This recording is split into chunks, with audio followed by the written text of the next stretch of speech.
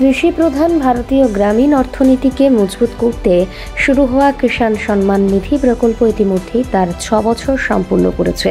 5 October PM কিষাণ প্রকল্পের 18তম কিস্তি প্রদানের কথা ঘোষণা করেছিলেন প্রধানমন্ত্রী নরেন্দ্র মোদী। একটি আনুষ্ঠানিক বিবৃতিতে মহারাষ্ট্রের ওয়াশিম জেলা প্রশাসনের তরফ থেকে এই সিদ্ধান্তের কথা ঘোষণা করা হয়েছিল।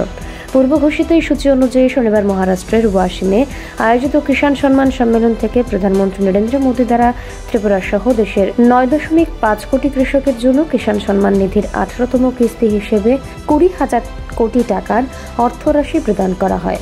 শনিবার অরুন্ধতিনগর স্থিত কৃষি বিজ্ঞান অনুসন্ধান কেন্দ্রের কনফারেন্স হলে ভার্চুয়ালভাবে এই কার্যক্রমের সাথে সংযুক্ত হন মুখ্যমন্ত্রী ডক্টর মানিক সাহা।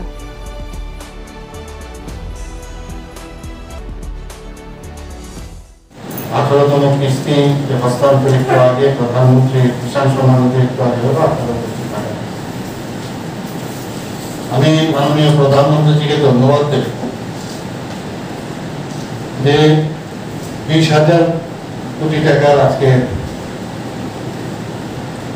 যে 18তম কিস্তি পিএম প্রধানমন্ত্রী সম্মান নিধির যে উনি হস্তান্তর করলেন, ওনাকে আমি ধন্যবাদ দেব এবং ধন্যবাদ দেব এই কারণে আরো ত্রিপুরার পক্ষ থেকে আরো ধন্যবাদ দেবো। আমরা এতে করে প্রায় ত্রিপুরার খাতে 47,62,00,000 টাকা আমাদের এখানে আসছে, আমাদের কিষাণরা পাচ্ছেন। আপনারা সবাই জানেন যে এর আগে 17তম কিস্তি সম্পন্ন হয়েছিল, সেখানে প্রায় 2,59,499 জন কৃষক পেয়েছে এবং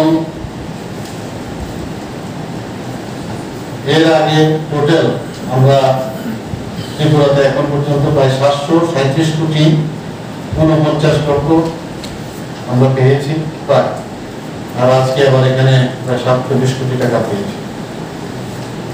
এবং এখানে আরেকটা জিনিস যেটা আমরা দেখলাম যে সেট সর্টেড সিমেন্ট, সেটাও মাননীয় প্রধানমন্ত্রী যে সেখানে আজকে উদ্বোধন করলেন। উদ্বোধন মানে সেটা তো ছিলই, বাছুর যাতে বেশি পরিমাণ। এখানে আমাদের একজন নেতা বলছিলেন কেন্দ্রীয় নেতৃত্ব যে এতে করে প্রায় 70 to 80% বাছুর এতে এবারে দুধের পরিমাণ আমাদের আগামী দিনে বাড়ে এবং আমাদের আয়ও কিন্তু অনেকটা বাড়ে।